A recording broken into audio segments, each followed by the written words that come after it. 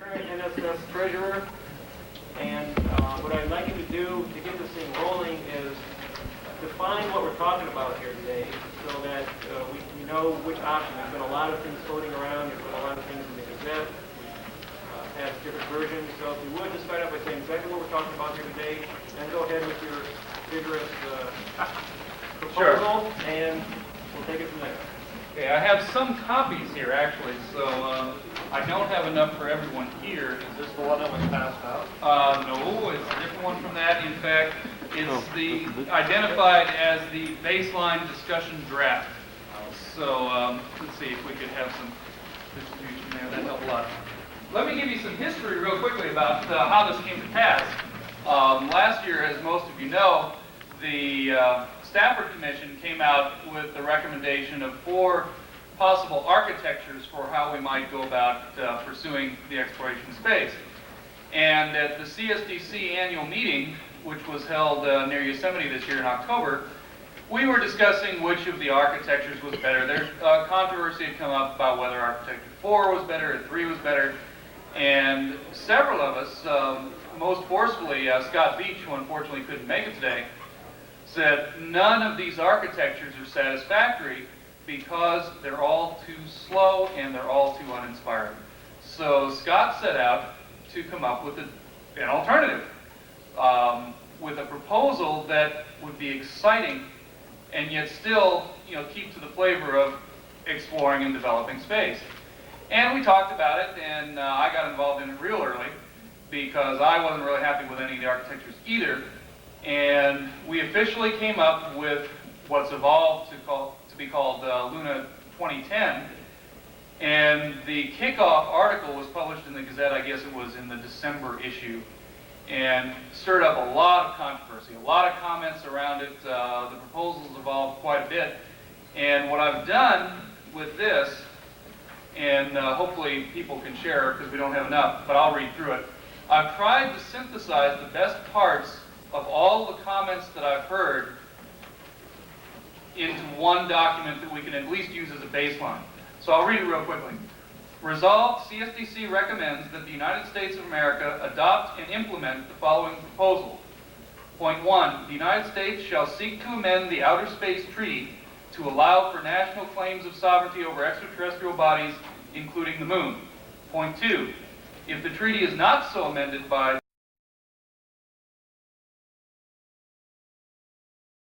and other groups that Congress may approve, any homesteader surviving for 6 months on the moon shall be granted title to 100 square miles of lunar land. And just as a background to how these, it's definitely not a slow-paced proposal. And the objective of the proposal, and became very important after hearing all the comments, to make real clear what the point of this is. The point of this proposal is to get the U.S. Congress to spend billions and billions of dollars colonizing the moon. And there are a lot of things this proposal is not for. What it is not intended to be is the exact and final legal and political framework that's going to move through the process unamended for the next 10 years that's going to govern how the moon is going to get colonized. That's not going to happen. The point of this proposal and the point of passing it now, CSDC passing it now, is to bring attention to it. And it's already done that. I gave a talk on this up in Los Angeles to the Oasis chapter in November, and the press release for that talk sparked the interest of the LA Times. As a result of that, they called and interviewed myself and several other Oasis people, published an extremely favorable article in the LA Times about Oasis in space in general, but also referencing this proposal. As a result of that, I was contacted by 2 separate radio stations, did radio talk shows, one in Los Angeles and one in Salt Lake City. And in both cases, the announcer, the host of the show, was really enthusiastic about it, and in particular, the response that we got from the call-ins. So this is the kind of thing that sparks interest. Ho-hum, creeping incrementalism will not catch the media's interest. Let me go down real quickly what the individual points are and why I finally boiled them out the way they are, and then we'll move on to the other folks. What we really want is something that's as crisp as possible, but still can paint a clear image in people's minds. I wouldn't ordinarily have wanted to reference all the treaty stuff at all, but so many people, particularly in the space movement, are aware of the fact that the 1967 Outer Space Treaty prohibits national claims of sovereignty, that because of that we had to address that issue. And everybody knows that, so how are we going to deal with it? Well, the suggestion is we deal with it first by trying to amend the treaty. The treaty does a lot of good things in addition to prohibiting sovereignty, but we'll get into that in a minute. The reason the anti-sovereignty provision was put in, there's obviously a complicated process. One of the main reasons was to prohibit exploitation of the moon and other celestial bodies by rich Western Northern Hemisphere nations. What we want to do is exploit the resources of the moon by rich Western Hemisphere, Northern Hemisphere nations. So the sovereignty provision was explicitly put in to prohibit exactly what we want to do. So that has to be removed. And so the suggestion is that we propose to amend it, saying, hey, there are a lot of good things in this treaty, but this element in the post-Cold War world just doesn't cut it anymore. It's time to get rid of that characteristic. The treaty has within it a provision that any signatory can withdraw with a year's notice. So the suggestion is not that we ignore international law, that within the bounds of the treaty's requirements, we say, as provided in the treaty, is no longer serving our interests. We're hereby giving our year's notice that we are going to withdraw, assuming it doesn't get amended. But at the same time say, hey, the treaty's a good thing. We'd really like to renegotiate another treaty that says all these other good things, but we're going to go for it. The third point is probably one of the most controversial points, which is actually claiming sovereignty on the moon. Now, clearly, by the traditional way of claiming sovereignty, we've got no problem. We planted 6 flags on the moon, and people have tromped around it and brought stuff back, and nobody else has done that. So, in the traditional sense, that would not be a problem. We also don't have the inconvenience of a bunch of natives that we'd be stealing it from. There's nobody there. There are no little green monsters. So we met the conditions, the normal conditions for establishing sovereignty, and we're not pushing anybody out. I'm not saying nobody's going to be pissed off, but we're not pushing out anybody who's already there. But the question came up, should we claim the whole moon? Should we claim half the moon? Or should we just say territory in some fuzzy, nebulous sense? And the original suggestion was the moon. Because of concern about the international response, we softened that to half the moon, so they can have the rest. And the proposal for just claiming some territory, I think, is completely unacceptable because you can't visualize it. If you say we're claiming the moon, people can look up in the sky most of the time and know what that means. If you say the northern hemisphere of the moon, well, most people looking at the moon in the sky couldn't tell you which direction the northern hemisphere was, but that doesn't matter. They can imagine which way it was, and they can get an image of what it is. It's not as good as saying the whole moon, but it'd probably be okay. And besides, that raises the question, people bug you, why half? And it gives you a lead. So that's a minor benefit over claiming the whole moon. And but the last option of just saying territory defeats the entire purpose of doing this, which is to draw attention to the idea.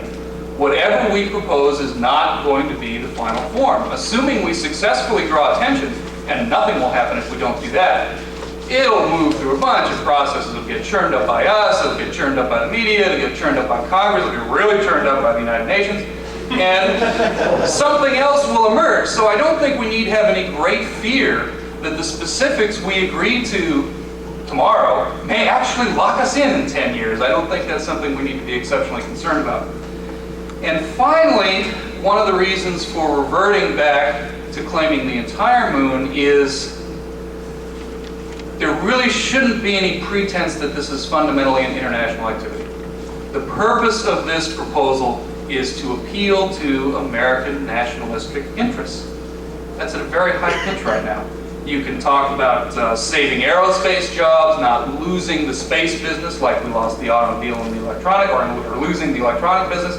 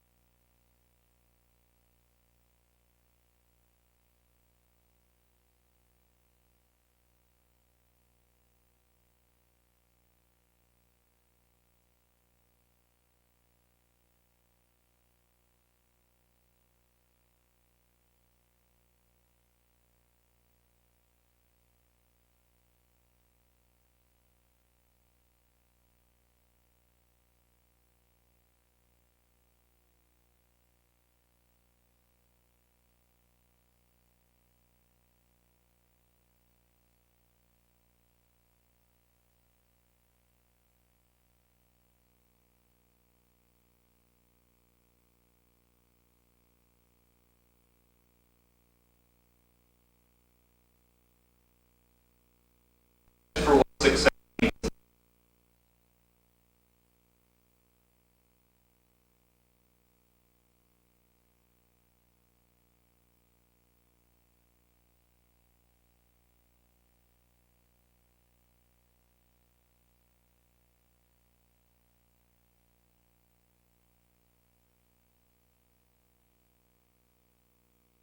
Particularly important because, again, to people who do have some concept of American history, people who understand it real well, it might not play as well, but most people don't. And so it is sort of a general concept of American history that homesteading will trigger an idea. Oh yeah, you go and work the land, you get to keep the land, and wow, that's cool.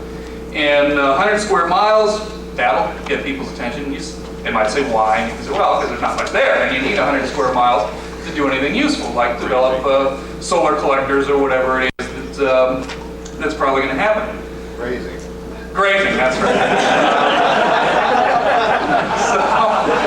Is there a mule tossed into this one? No, you got to bring your own mule. You have to bring your own mule. And so that's basically how it laid out. There was consideration of issues like, should it be economically self-sufficient? Well, that sort of clutters it up. Should you talk about, research and social systems that be developed in advance? Well, that sort of clutters it up. You want to talk about what the industry is going to be there? Probably the industry is going to be energy generation and tourism, but you don't want to put that in there because it clutters it up. You don't want it to be cluttered. You want it to be clear enough to create a clear image, and if beyond that the details are fuzzy, that's probably just as well. And if it's not slightly irritating to some group of people, you will get no attention. That's a point that we have to keep in mind. This is not exactly a politically safe proposal. I thought about raising the question this morning with the congressman and decided, no, this is probably not the time to do that. Oh, good. All right. At least we'll get back to it. That's great. That's great. That's the right channel. I will relay the congressman's comments. Great. But the thing is, if you listen to what the goal of CSDC is, which is communities beyond Earth within our lifetime, creeping incrementalism will not do that. Gradually developing power bases and all of that is probably the most reasonable, most sensible way to make it happen a little less far, far away in the distant future. But to make it happen within our lifetime, there are no high probability solutions to that problem. There are only low probability solutions to that problem. And the only way we'll ever build up the leverage to make that happen is by making an appeal that gets a large number of people, whether it be congressmen or voters or whatever, but a large number of people emotionally fired up. Eventually, space is a good place to do economics, a lot of production of energy, whatever. But that's going to take a long time. If we're satisfied with a 50-year development path, that's probably the highest probability way to go. If we want to do it faster than that, we have to do something risky, and it's going to irritate some folks. And I think this is the best bet we've seen in a long time. Thank you very much.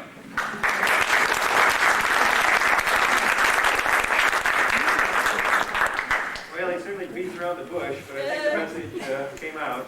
So that's the proposal. Remember, the issue here is whether this should be CSDC policy. It's not whether you like the moon, it's whether this should be organizational policy. We're going to have a speaker, and that's not to discredit anything you said. I just want to keep things focused here. Next speaker will be Paul Paris-Coker. He's the president of the Orange County chapter, and he'll be speaking kind of con, but not that con. Is that correct? Is that fair? Yeah, I think I'd like to say I'm speaking slightly off to one side.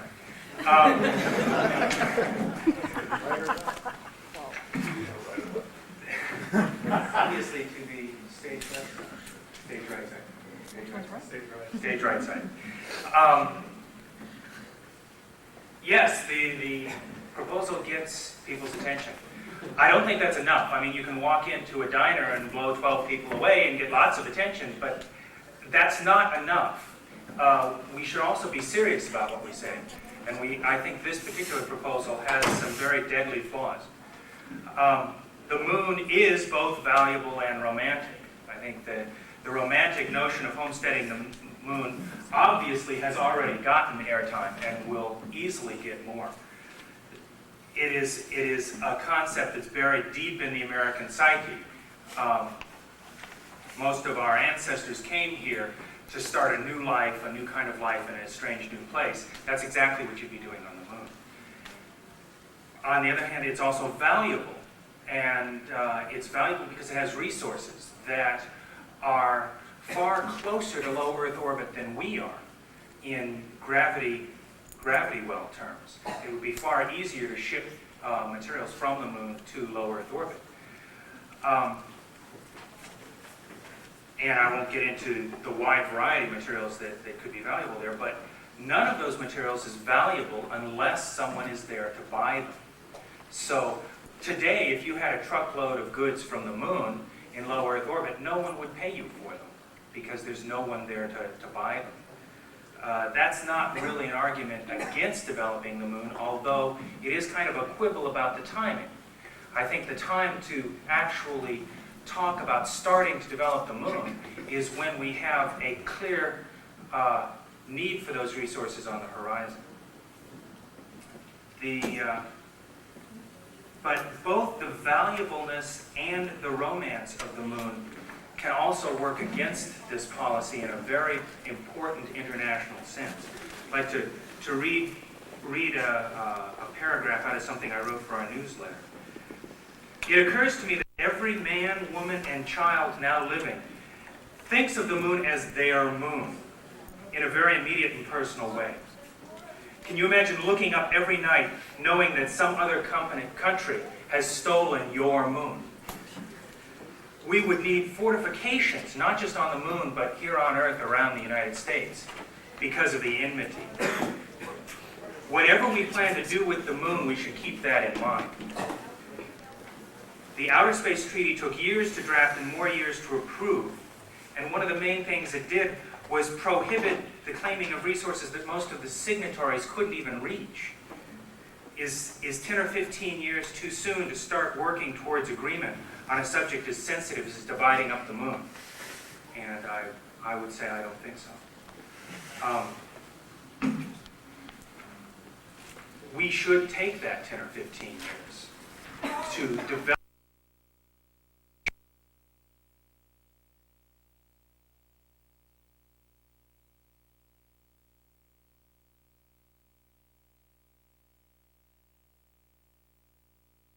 effort to modifying that treaty and developing an international consensus for how to use the moon. It would be cutting off our nose to spite our face, to do otherwise, to just go out there and say, we're going to take the moon, because many of the people, as a matter of fact, we would hope to sell our products, the products of manufacturing that would use those lunar resources. We would hope to sell those products all over the world. And those are exactly the people we would be pissing off by just taking the moon without discussion. I think it's entirely appropriate to set a deadline, as long as it's a realistic deadline. It'll add urgency to the notion that the other countries of the world should work with us to develop some consensus and some agreement. But we're not talking 1 or 2 years as a realistic goal for a major international treaty. I think 10 or 15 years is far more realistic. If we just took the moon, I think the enmity that would follow us for 150 years.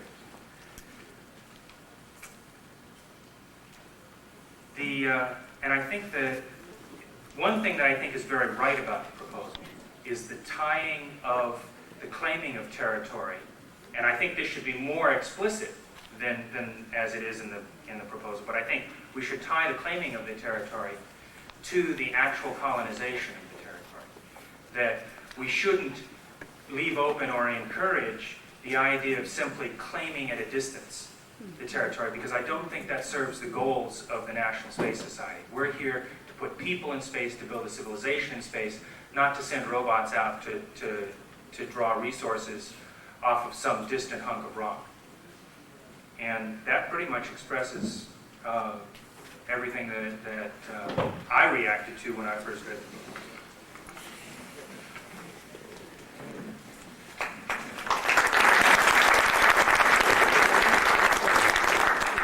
Before I call Brandon Gigante up here, just wanted to give you a little bit more information about what happens next with this proposal. The policy committee meets tonight at 7 o'clock. We have been tasked to come up with a recommendation for the full board tomorrow. Coincidentally, many of the people on the policy committee are sitting here, so you can see it may not be that easy coming up with a recommendation. It may well be that the recommendation to the board is, we don't know. That's as good as ours.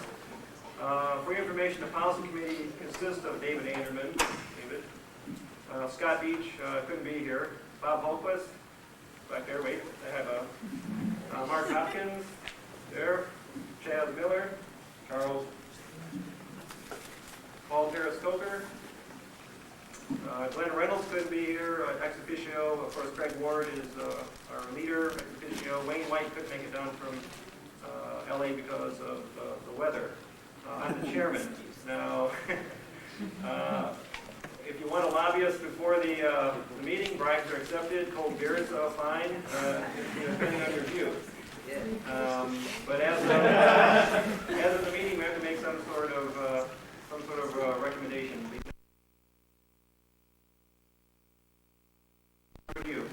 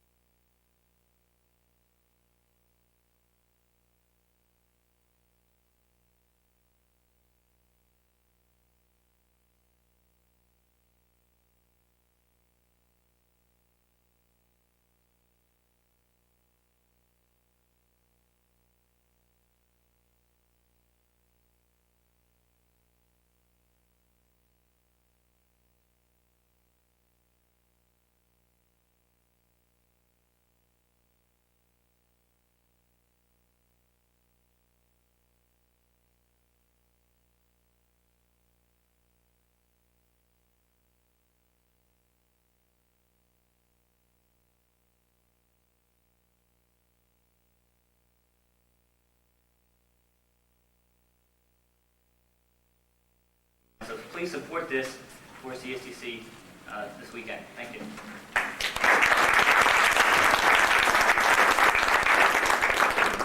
The one thing I'd like to do after the question and answer, after you've all had a chance to say your piece, is I'd like Terry to reread it, and we'll just do a straw vote. This is Policy Committee Chairman. I'd like to know what people think out there just in terms of a straw vote, something we talked about at the meeting tonight.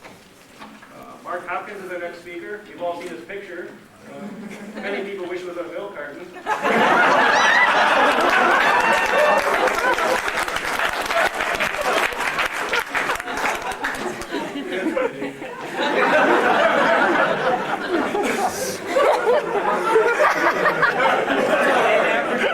Mark is our man about Washington. I won't run him down any farther. I'd just like to call him up here, and I have no idea what he's going to talk about, but I'm sure he'll be nice with it. Mark.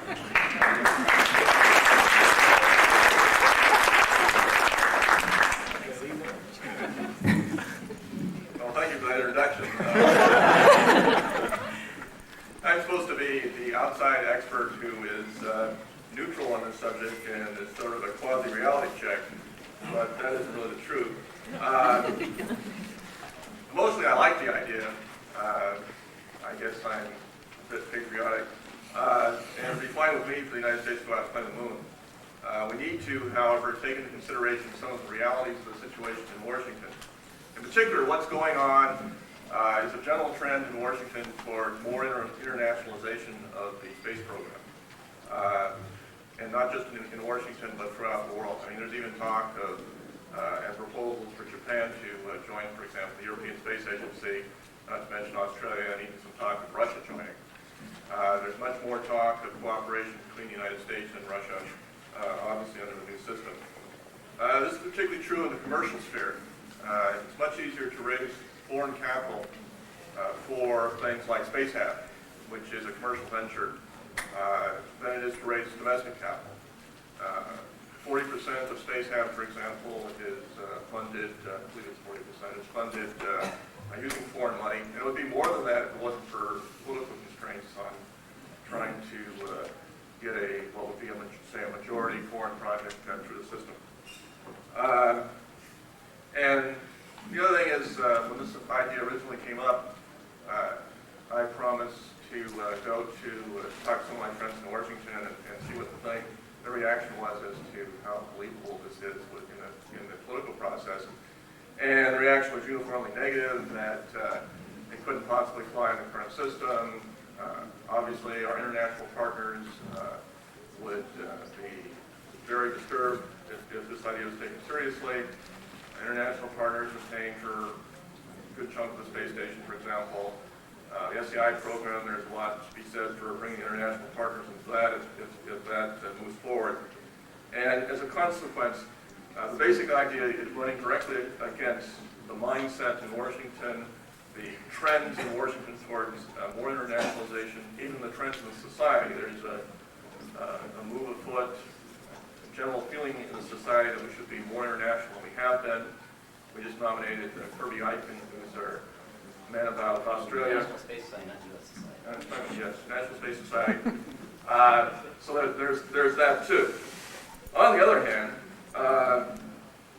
I think that it is a very interesting idea, and it's worth throwing out and debating in public. And for many reasons that have been mentioned previously. And I think there's also a lot to be said for CSDC doing this rather than saying the national organization, at least to begin with. Because one of the things CSDC can do is float a lot of trial balloons and on this issue. And if they all get shot down, it doesn't hurt NSS any. And that's important. Not because I'm saying, we put CSDC up as a sacrificial lamb. The truth of the matter is they can all get shot down. It doesn't hurt CSDC very much either. In fact, I don't see how CSDC can get hurt. And there's a lot of upside. I mean, CSDC can get all its publicity and things like that. And if it works, if the idea sort of takes on, then it's real easy for NSS to pick up on the idea as well. So, while I don't think that this has a chance in hell on Washington in the current climate, I think it's worthwhile floating a trial balloon like this, partly because that's the way that you change claims. And even if nothing happens other than this thing gets debate throughout the United States, the press and stuff like that, and the idea dies, even the debate is useful because the implication behind the debate, particularly if you can get serious people arguing both sides of the debate, is that the moon is worth something, because otherwise, why debate this issue? And getting the idea across the American public that the moon is worth something in an economic sense and has a great potential, and hence this idea is worth debating, is worth very much to our goals, even if that's all we do.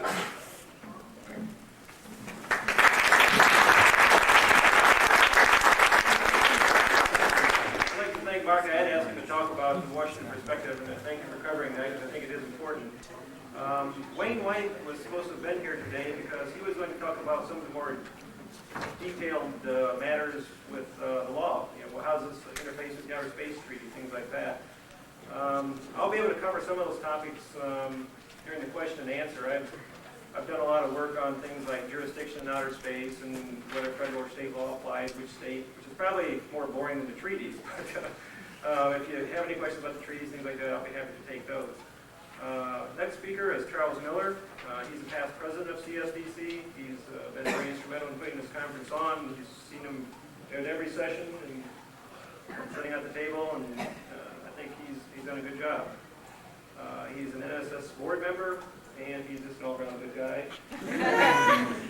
And he's the type of speaker you always want on your panel. So with that, I'm going to go to Charles.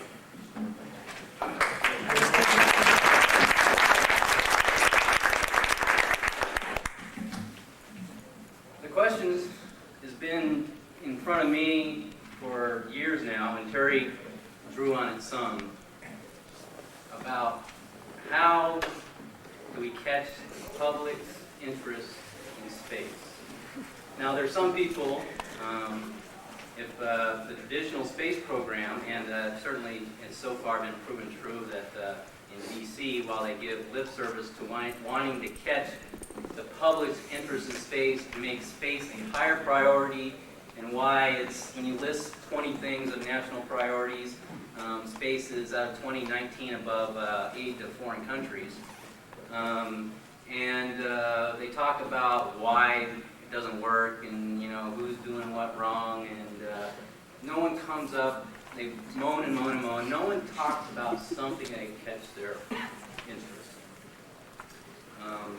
And they talk about how we did Apollo, and some people try, we need Apollo again, which is we're not going to get.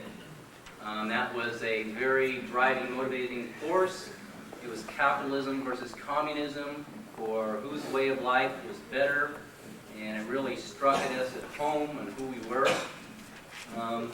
And the reason that I think there's evidence that this nationalistic force could possibly be on some of that scale is if you have studied, and everybody's had some education in this, capitalism, the capitalist versus communism battles throughout the world the last 40 years. A lot of times, some of the mistakes that the United States of America made was mistaking nationalists as communists. That was our mistake in the Vietnam. A lot of other people have made the same mistake. They just didn't want United States imperialism, or the French imperialism before them, or the other imperialism before them out of the country. They wanted to manage their own. And their one way to do that was take advantage of the communist paradigm and drive them out. And that's what motivated the average citizen, and they hated the Americans, get out of our country. And, well, who was going to toss them out? Well, the communists. So that, we mistook that. That motivated the people. Nationalism has shown its potential to be motivating to the public, the grassroots, the people on the same scale. Now, whether this will work here is debatable, and the only way you can really try it, in my feeling, is to test it. But it's still, we still don't know how to market to the American public, to the average citizen, to catch their attention. There's been a whole variety of things tried by our national leaders. They failed. Exploration. Well, why should we spend $400 to $500 billion to to go explore. You know, if you figure out how many American taxpayers there are, say 125 million, and you divide that into $500 billion, that means to put 10 people on the moon, government employees picked by government bureaucrats, and send 8 people on a 3-month weekend vacation, 3-month vacation to Mars. That's $4,000 out of every taxpayer's pocket to send them on a vacation and get pictures of 10 people in little close-in things walking around the moon. Exploration, and obviously the American public is yawned at that, and the SEI program is going nowhere. President Bush's SEI program, his reason to do it is not going to work. That doesn't mean Michael Griffin's program won't work. He's got some very good ideas and doing some things that we should have done 10 years ago. Science doesn't work. Right now, science got 20% of the NASA budget.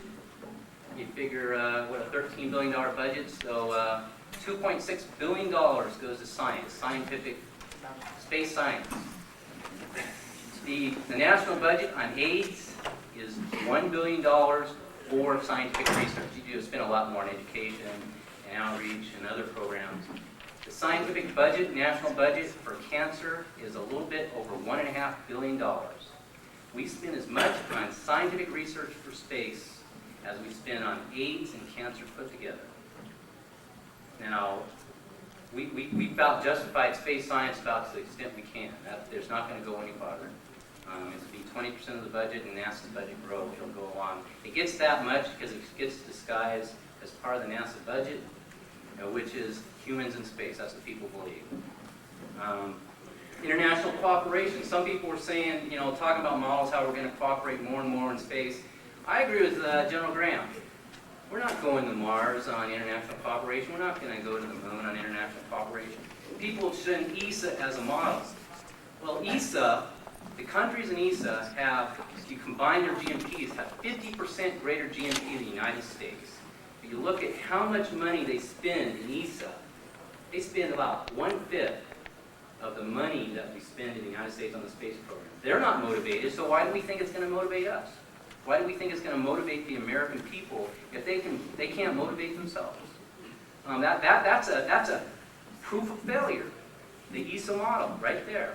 And I don't think you're going to get the American public to, is going to yawn again. And if you start doing everything international instead of this is the American space shuttle and going up there, we can do some stuff. I'm not saying death to international cooperation. I think there's fine things to cooperate, but if you don't put the American name on anything, and you don't feel good about some of the things that's happening, you're going to lose a lot of justification for the American space budget. The environment. We tried the environment. We had mission to planet Earth. Well, there was a few years ago in D.C., there was all this talk about how mission to planet Earth was going to kill the rest of NASA's budget and it's going to get real large, and because everybody was totally committed to that. Well, that talk died down a little bit now. Mission to Planet Earth is going to be funded a little bit differently. NASA has this huge, expensive program that has been forced to look at it a little differently. But there's no more talk about environment being the main motivation factor for the space program. Education. They've tried out this, our education president, we're going to tie it together and we're going to educate all the people and everything. And we got some very good education, space organizations in this nation. You got Challenger Center, you got SEDGE, you got Young Astronauts, you got U.S. Space Foundation, you got a number of other things. Beyond that, it hasn't motivated anybody to spend more money on space. We've tried economic development, about all the great things of economic development. Well, people say, well, if it's good, people will put money into it. And they're justified in this. So economic development hasn't justified it so far. That push. We've tried solar power, whether from solar power satellites to lunar power systems. I've done press releases, talked to major journalists. I get a few mentions in this, LA Times and in other ones, but it dies out. It was clearly, I tested it. When it came out with the Stafford Commission report and Architecture for, and we support, lunar power and how this is going to, clean, pure energy as offset to global warming, and we should call it, instead of mission to planet Earth and mission from planet Earth. We should call this mission to save planet Earth. Well, it was a failure. We test market another market thing. Well, now we got a new idea, which is already on a small case, has one data point that shows that this might catch the interest. One little speech in a city with 25, 20 people there has generated a significant amount of interest from the media. And the media is very tuned in what might interest people. And he got, LA Times, very positive review, and he got mentioned on the 2 radio call-in stations. They called him up. He didn't go do it. There was very little effort on his part. The question, that's effort, so I'm sorry, I have to change that to you. So I think we have to do this. We have to test it. Now, it might fail. I'm not saying it will do it, but we owe it because of what we want to do to test this. It's a rocket. Maybe it'll blow up, but maybe it'll fly. And I think a lot of the positive things could come about it. I've internally debated for some time. I recognize this could be very seen negative. I've been told point blank by other members of the NSS Board of Directors because I wanted to send a trial balloon there at the executive committee meeting, and I said I want to introduce it and see what their reaction. And one old timer told me, like, if you do this, you're going to destroy your credibility. Don't do it. And my credibility is worth something to me, but I'm not here to protect my butt. I'm here to make a difference.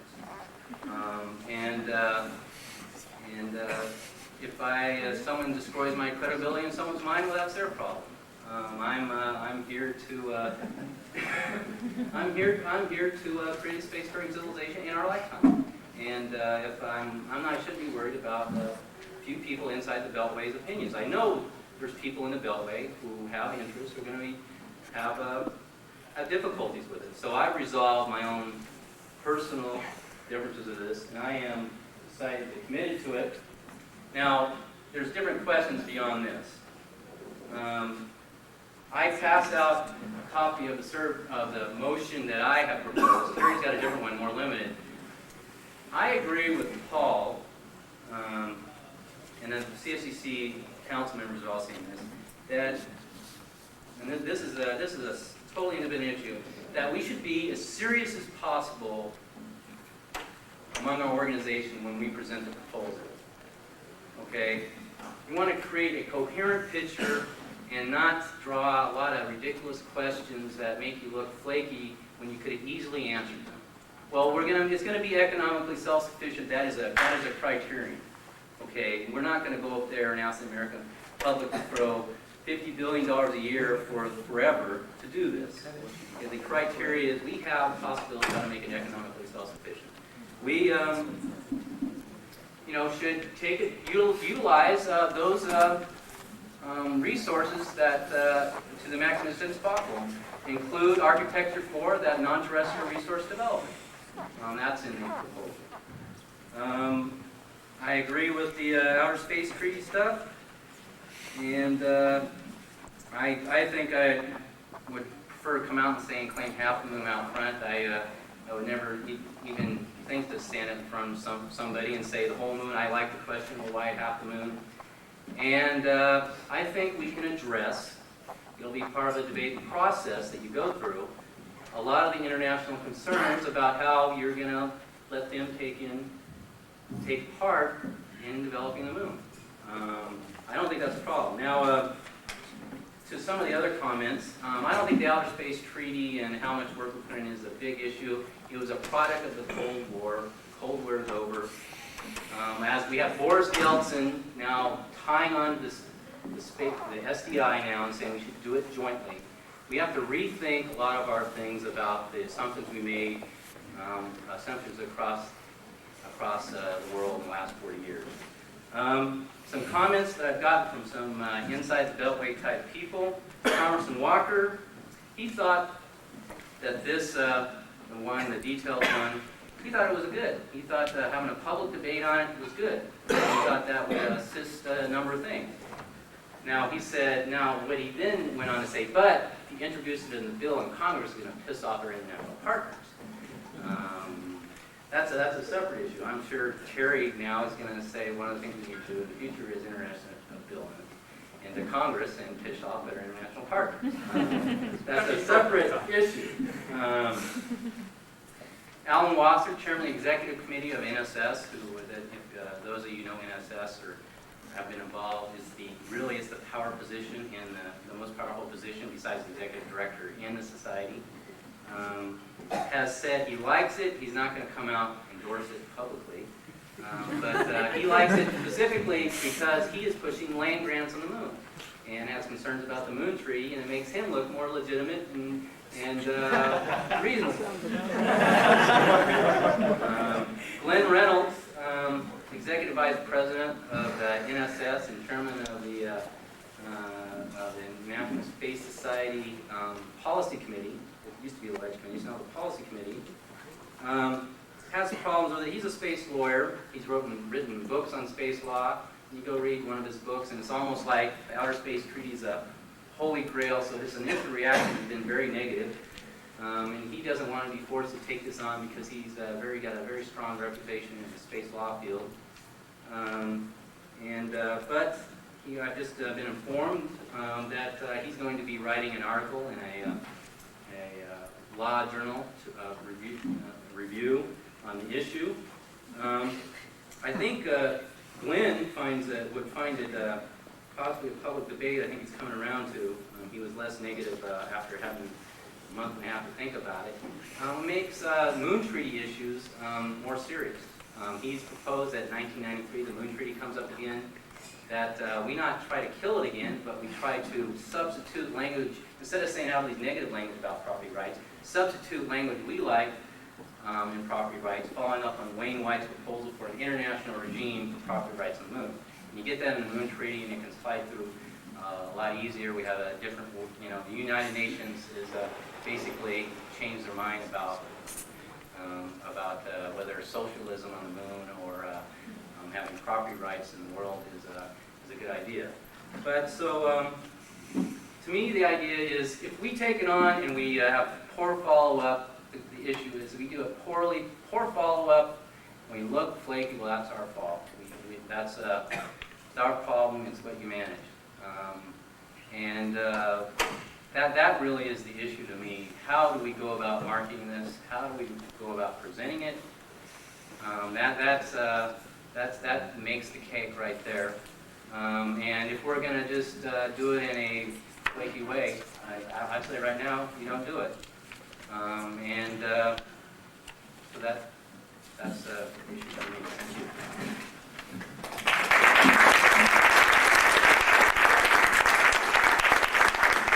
We have a brief announcement about what's going on next door, but just for me, don't change the dial here. Actually, two brief announcements.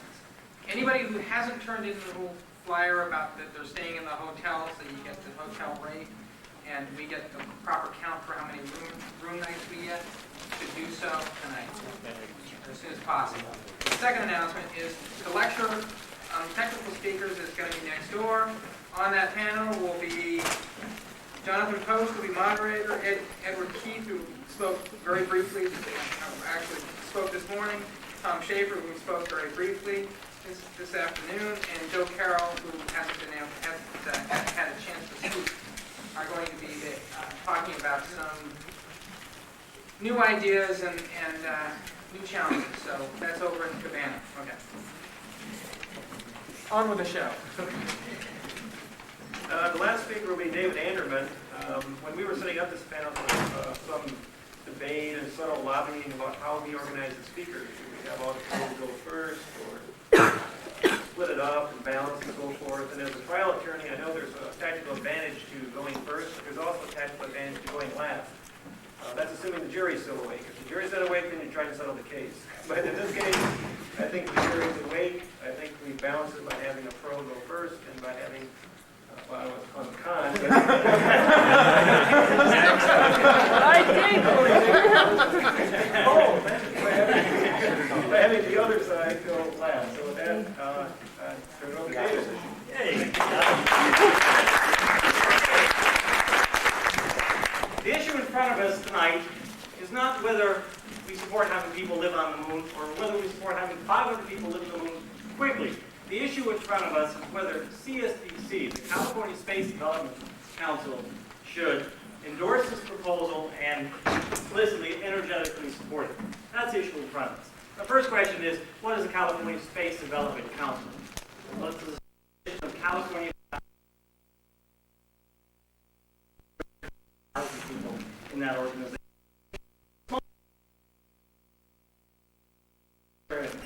Talk to their congressmen and actively work to make this future of people living and working in space a reality. There are very few of these people. I assume I'm one of them. Very few. It's very hard. We're all very busy. It's hard to get time to do what we want to do. So, it's a bad idea, but because CSDC has more important things to do than this. This is simply not that significant a factor.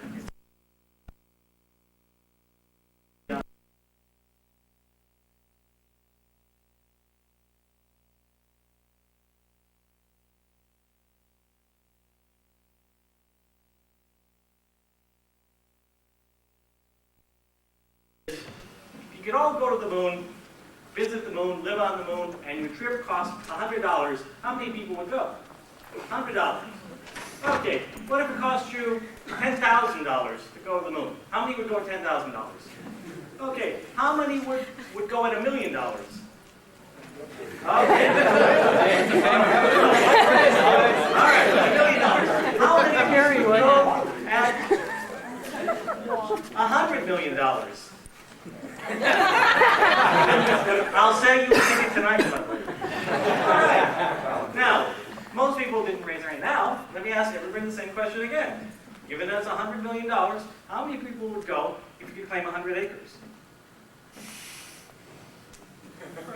You got to give me the money tonight. You got to be willing to pay $100 million. Will you take a check? Can I get a loan? Okay. The reality is, what's keeping you people from going to the moon is not whether you can have title to a piece of property or whether you can get there, or you can afford to go there. So again, CSDC is a small organization. It's got few people. Where do we allocate our resources? On having the lawyers allow us to have a piece of paper say we own the moon? You pay them enough, yeah. Or is it the issue of being able to get there, which is the primary issue? Now we here today are at a conference addressed to launch costs. And that's the reality. That's what's keeping us from going to the moon, is it simply costs too much to go there. Now in the 1960s, the United States got there for $24 billion.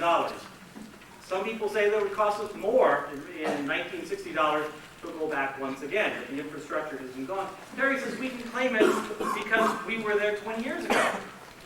Well again, if we can't get there now, how are we supposed to keep that claim in court since we obviously can't get there?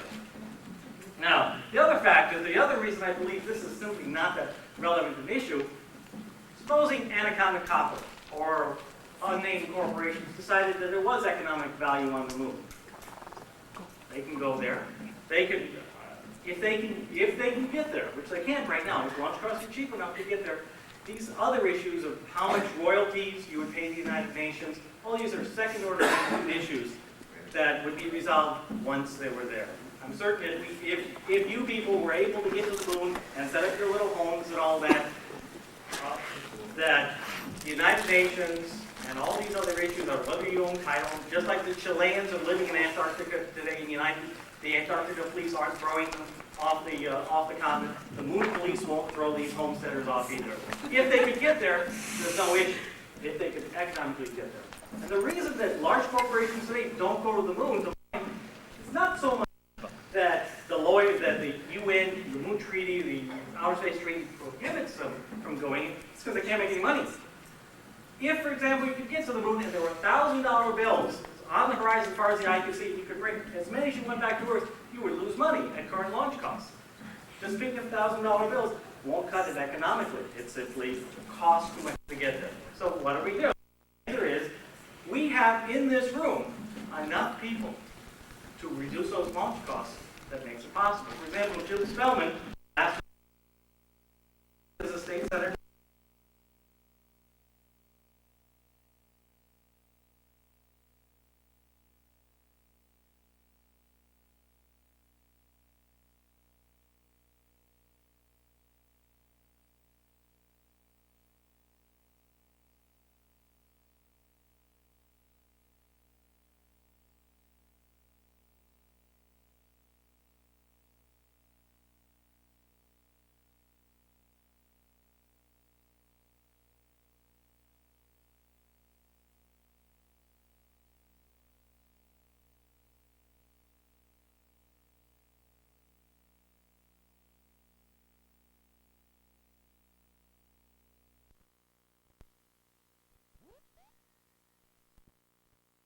On the horizon, as far as the eye could see, you could bring as many as you went back to Earth, you would lose money at current launch costs.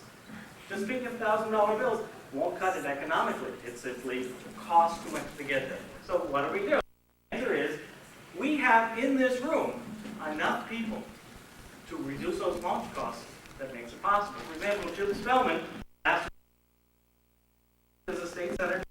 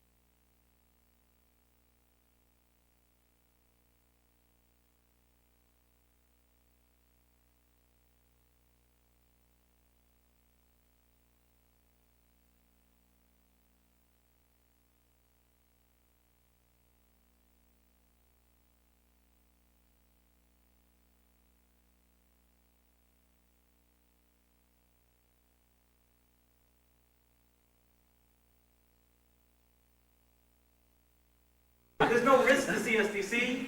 If this is a great idea, it goes great. If it goes bad, he disbands the organization and he goes on to his next idea.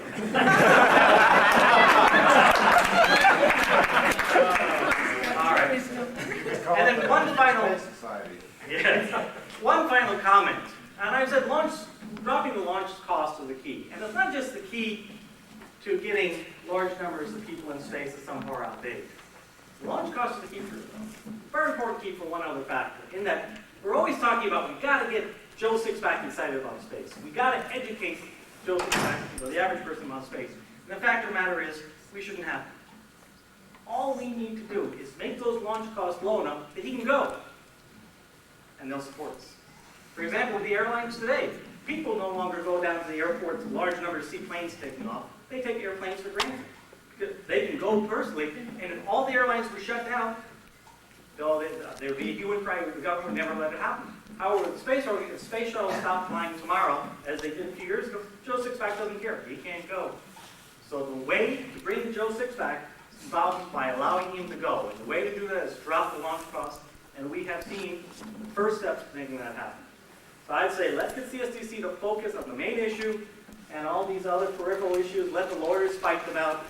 10 years from now, at the 2002 California Space Development Conference, when we're in low Earth orbit, and the companies are coming to us and say, asking the CSDC to struggle to break those treaties, we're in low Earth orbit, I'll say, fine, we'll have that discussion then, when we're ready to go to the moon. But right now, we got to set the foundation, we got to make it happen by dropping the launch costs. Thank you very much.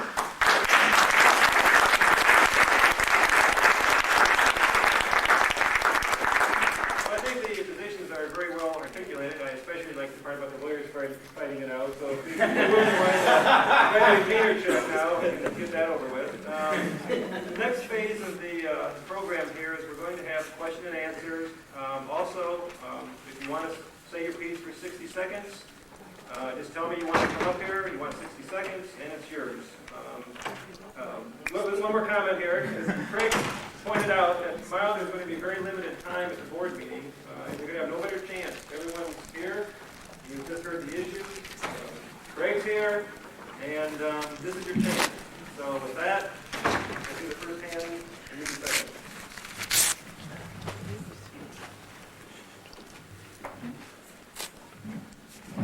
Well, I don't want to address directly David Anderman and whether we should, I see it as his position to me is more or less along the lines of chicken or the egg or carrot and the stick, which is more important, this or that, and whether we should deploy our resources this way or that.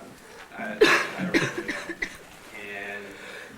know. But I think, however, that both these issues having to do with Balloon 210 and launch services are very important. The main issue I wanted to take up was about the Outer Space Treaty. And what we're trying to do is make a case about third world countries. But the whole idea of the Outer Space Treaty and the related Moon Treaty, and you could possibly throw in there the Law of the Sea Treaty, was common heritage for all of mankind. Well, that's kind of a nebulous term. I kind of consider common heritage of all of mankind to be things like Olduvai Gorge. I also include the pyramids of Egypt, the Great Wall of China, and the Apollo 17 landing sites. It just so happens that some of these places are located in physical areas where there are political boundaries drawn around them. Try to keep the Muslims from Mecca, for example. I don't think that can be done.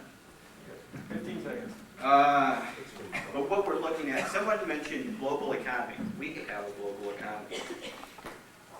But, however, the world is also looking to the U.S. in this global economy for leadership. And I think that's really what we're looking at. We're Americans, and we're at this point in time, I think the world's looking to us for leadership. So, let's go for it. You're number 3 back there. Basically, I agree with David's position and the first part of Mark's position. But since this is a tongue-in-cheek proposal, and to avoid the label we already have of being California kooks, I'd like to propose that the first change in policy be in the name of sea CSDC. Because as I understand it, there are more NSS chapters in the council and in supporting the Gazette, and that we should start out by changing it to Pacific or Western Space Development Council, so that it represents a regional thought and not a state thought. The second point is that at the end of the 20th century, we live in a post-national period with the trend toward globalization, particularly of the marketplace. So I propose you change the proposal to transform all the national references to international. In other words, instead of the U.S. making the claim, it would be Earth's claim. Now, we talk in the treaty that it is the common heritage of all mankind. Well, this would legalize that. So the moon and its resources belong to the human family versus those aliens, those ETs. And that we open up the homestead provision to Earth's inhabitants and support lunar property rights, and therefore by those who colonize. And that we include the Lunar Grant University concept in this proposal, but extend it to world universities instead of just American universities. So I would say let's put the whole project under a new global space administration to license these claims and let the U.S. make the first claim.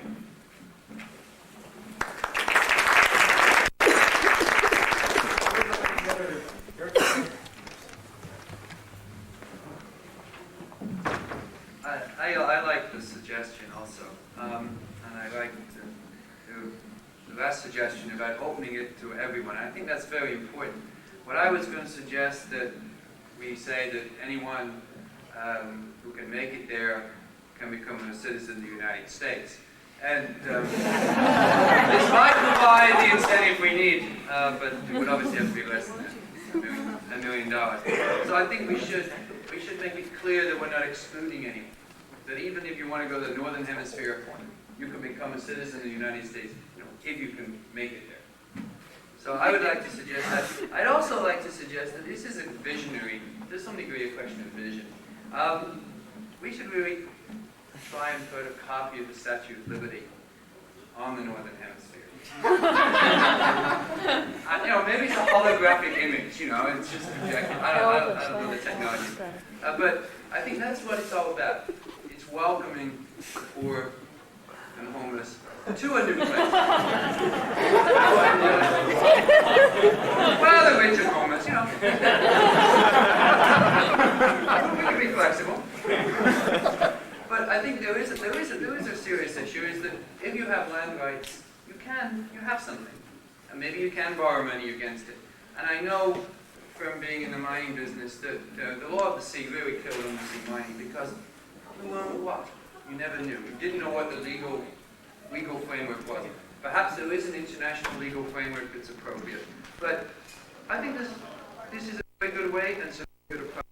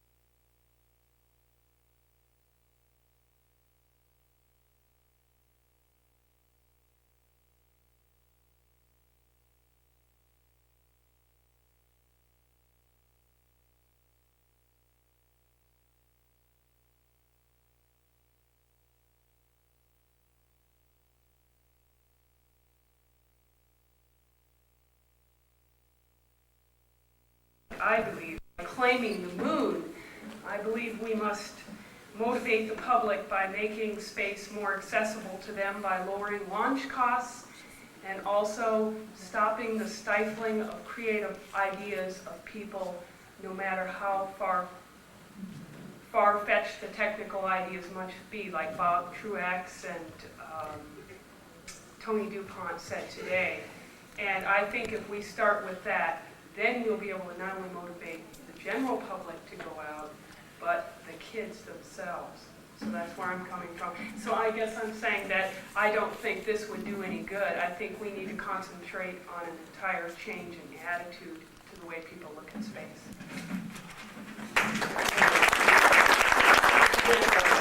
This guy's back pretty soon, so, and you'll be after.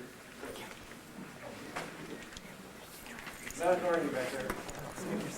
Actually, I am better.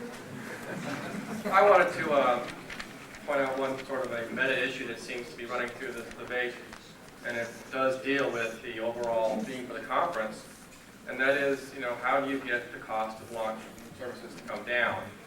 And David's standing up here arguing that the way you do that is you work on the service. You make the rockets work better, or you find new ways of lifting in the lower orbit. I happen to believe that that's backwards. That if you want to see the cost of launches go down, you generate greater demand for those services. And imagine this, if 10,000 people in this country were to sell off all their assets, their homes and their real assets, their properties, they could have $200,000, $300,000 to put into a ticket to the moon. With that kind of a pool of money, I believe that there would be companies that would try to service that demand at a less than that cost so they can make a profit on it. If you look from a historical perspective, corporations and businesses do not utilize new technologies if they don't have to. If the ones they have work fine, they won't bring anything new even if it works better. So what you need to do is generate the demand so that they do see that there is a reason to change. Otherwise, they will simply continue to use the same kinds of launch vehicles they are now. And unless something really substantial happens,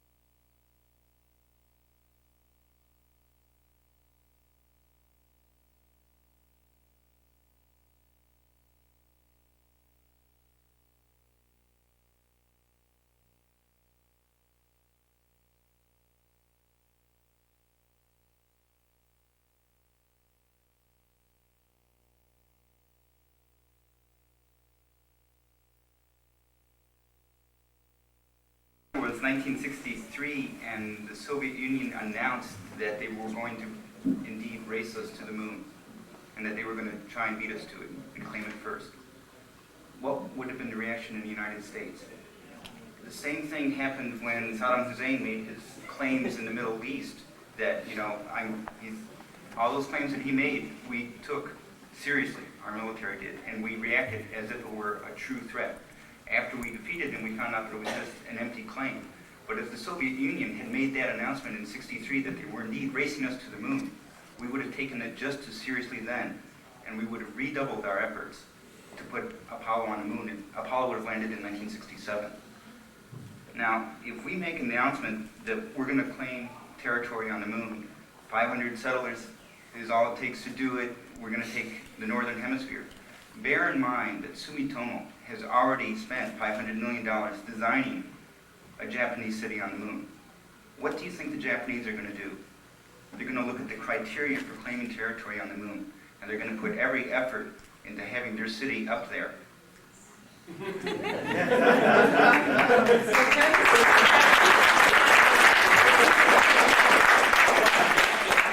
So if you don't mind the 51st state being made in Japan, announce the challenge and see the reaction. A couple of other comments. My feeling is if this does threaten our credibility to make this claim. It's like Hussein, you know, his credibility is kind of diminished now. Also, the way you go about making your statements, what you're doing is you're lining up a whole bunch of opponents, potentially. You're potentially making enemies. When you talk about your goals for going to the moon, all I hear you talking about is saying, well, we want to mine the moon, we want to develop it for resources. If people ask you if that's why you want to go to the moon, don't forget what our vision was. We wanted to go there because we could do things that we can't do here. We could do ballet much more differently than you could do it here. You could build skyscrapers much higher than you could do it here. You could put zoos up there to study how animals behave in ways that they don't behave on Earth, and you could learn more things about ourselves. If you tell people that we're going there for mining,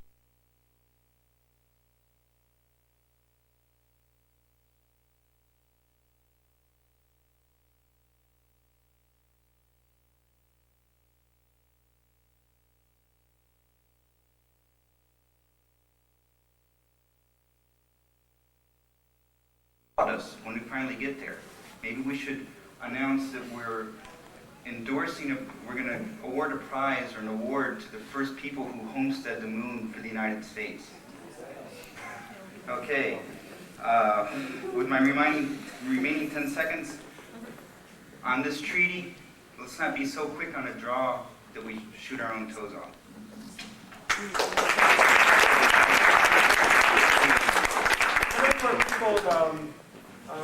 Would like to say something, just to get an idea how much time we got. Okay, let's go 1, 2, 3, 4. Then that's going to be about it for time. I'm not going to need a whole lot of time. My name is Donald Johnson. I'm a member of several NSS chapters and a life member of L5 from the Florida merger. The shirt says the meek shall inherit the earth. The rest of us are going to space. I want to go. I want to go now. I don't want to wait for the lawyers, David. I don't want to wait for international consortia or the UN to hash out treaties. I want to go. All morning we heard people stand up here, and Dan Graham at lunch said half the problem with getting launch costs down is getting public interest. Getting Joe Sixpack interested. Getting Joe Businessman interested and aware. Generating interest, generating a demand. We get more demand for launch services. The lower cost boosters will be developed, the costs will come down, and we'll get there. To get public interest, we need bold moves. I don't agree with all the specifics of Terry's proposal. In our policy, making it public, generating the interest, generating the discussion, what we got to do. We need bold moves. We need to take a leadership position. Lead, follow, or we'll be shoved out of the way. Thank you.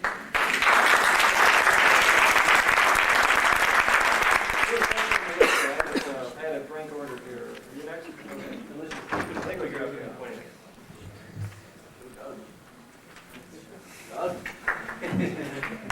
I'm Doug Caldwell. I'm a student at UCLA. I'm running a project to build a student launch vehicle.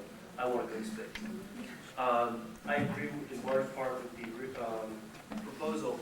My only objection would be making it so strong that we don't leave ourselves with any movement room. I have changed it only to, I took Chuck's part and removed the resolve that we should claim the Northern Hemisphere and changed it to resolve further that the entire moon should be open to homesteading by the United States and that cohesive regions should be development states in the U.S. I think that making demand that will reduce the launch costs by making the publicity way you're going to get the investors that are going to go along with it.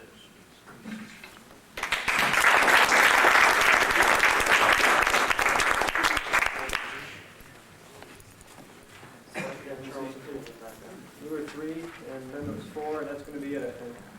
My name is David Coleman. I'm from Colorado, actually. I just came down here for the conference. I'm a student president of the chapter of my school. And, well, I think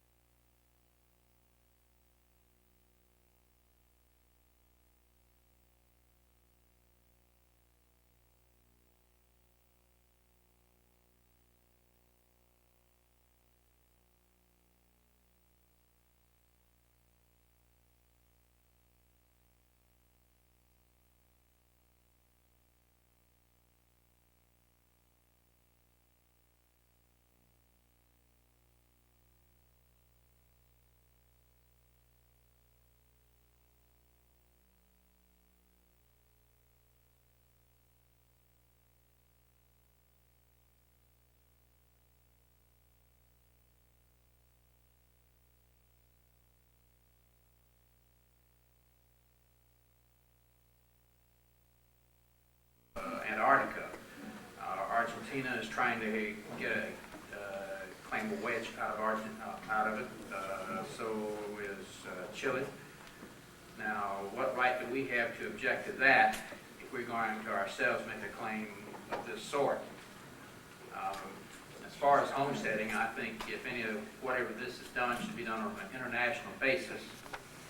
And as far as sovereignty is concerned, I think probably any sizable group of people who live there are going to claim their own sovereignty the same as we demanded it from the English. Thank you.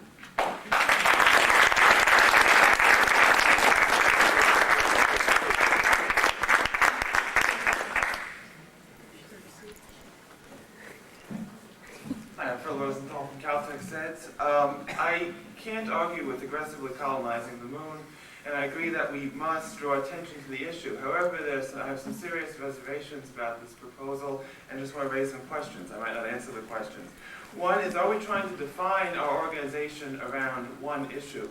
I've been told that this is a watershed event which will define the CSDC, and I think that is rather dangerous because, well, for example, coming from SEDS, we take the position that anyone interested in space, whatever their position, is welcome and can be a part of our organization. Whether they support primarily colonizing the moon, or whether they primarily support planetary exploration, we want them to be a part of our organization. I believe that that is basically the CSDC policy. We have to be very careful to decide whether we want Californians who have different positions but still support space to be involved with us and to not feel put off. Now another thing is, I think we need to do more than we would need to do more than claim the moon. Claiming the moon is not the issue. The issue is developing a vision for what the space program can be, must be, and what role it plays in our future. And I think we have to think more about that. Now, another thing, I was concerned initially that, well, what happens when another country claims the moon? And ultimately, we're looking for 50 or 100 years down the line, having wars over the moon and over territory. I'm actually not as worried about that now because I realize that, well, what I'm picking up here is that we're not intending for this proposal to go through as is. That this is in ways, and I don't mean this in a bad way, but in ways this is a publicity stunt. We are trying to draw attention to the issue, draw attention to CSDC, and that is fine, but there's a question as to what kind of attention we're going to receive. I know the flakiness issue has come up a lot before, but what concerns me is there was a lot of laughter when the proposal was initially stated. In some cases, we were talking about grazing on the moon. And I think this comes up. I know that no one here is flaky, and you all know it. Most of us. But there's a question that really the general public might read this and think of homesteading. Does that mean that someone who's homeless will say, I need a place to go, so I'm going to homestead out on the road? I understand the idea of this, and I think there's a lot of good things in here, but we have to be very careful. And that's my point. And I should also mention, since I am SEDS co-chair, that SEDS does not take an official position on issues such as these because we do want to have everyone involved with us. And so even though a lot of board members have been giving opinions and will be giving opinions, I should make that caveat. So thank you very much.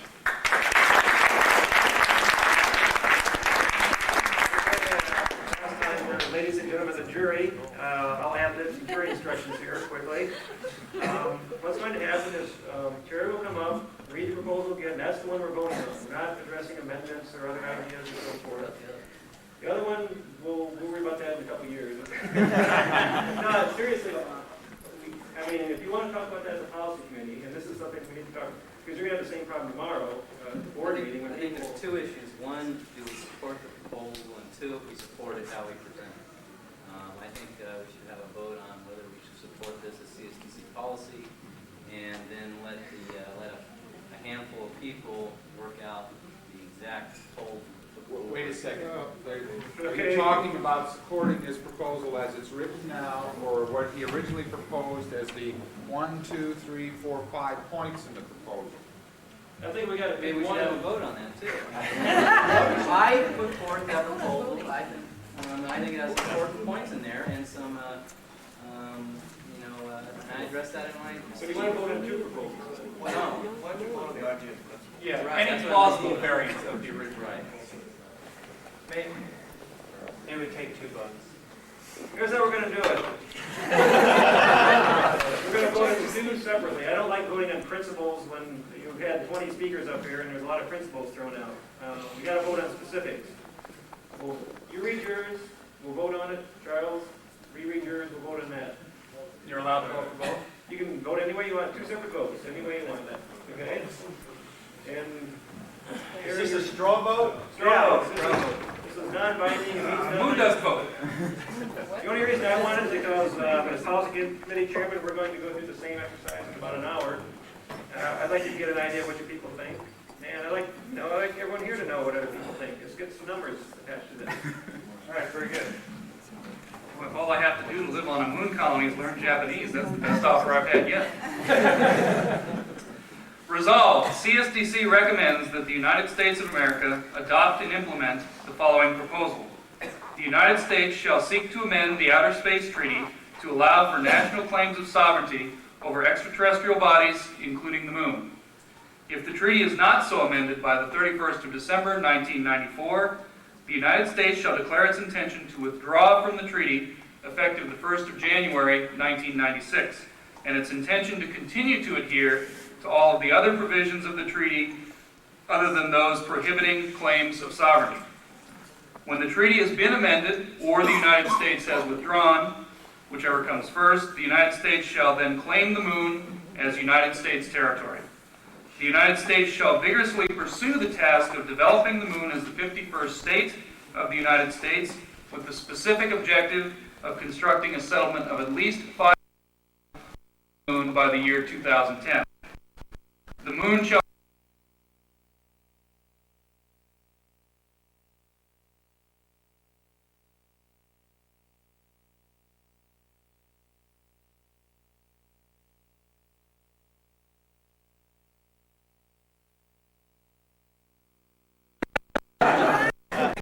Okay, you have the option of voting yes, which means you support.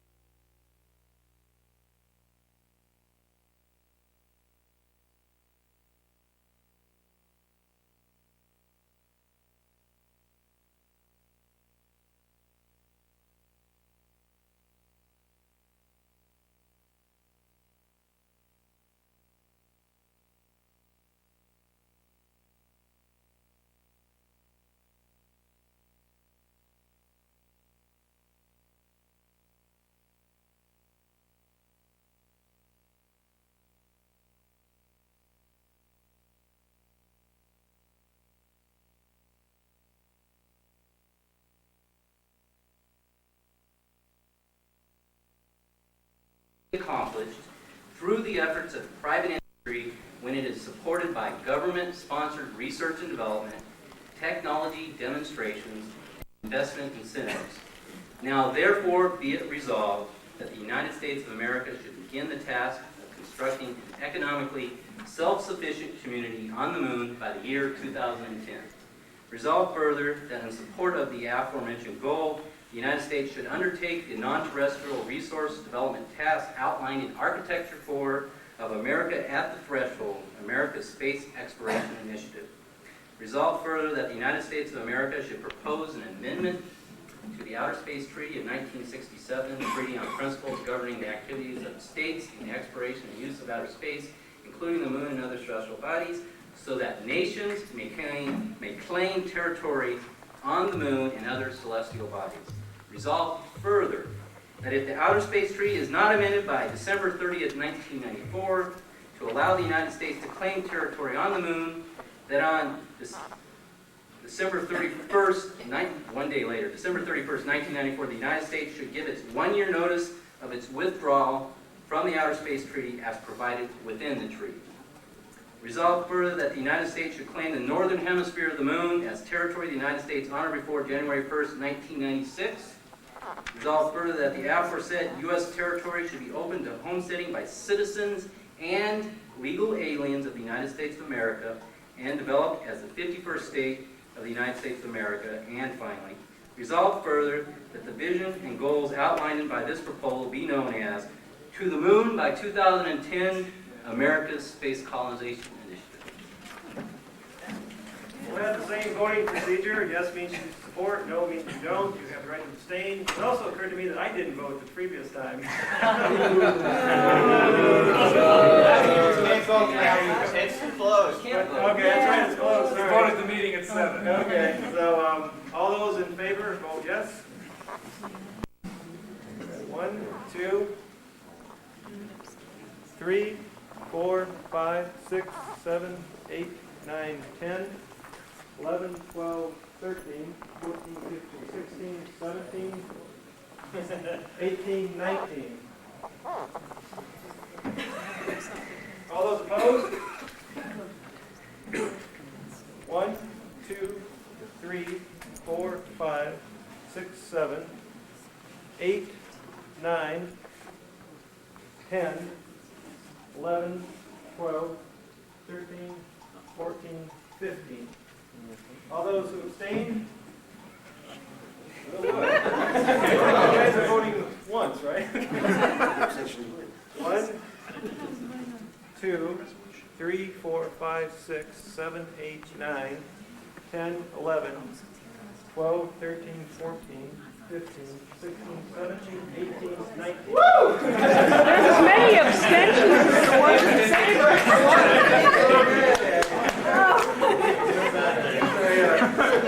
That's funny. We're not wishy-washy, are we? Are we? Okay. Well, I think things are pretty clear. At this stage, I guess it goes to the...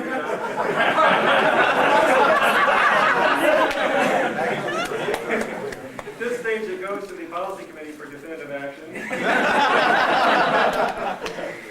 While we make our recommendation to the board, I think it's going to be busy, so and the second can take over. I appreciate you all being here. I think we had a good time, and I'd like you to say thanks to our panelists.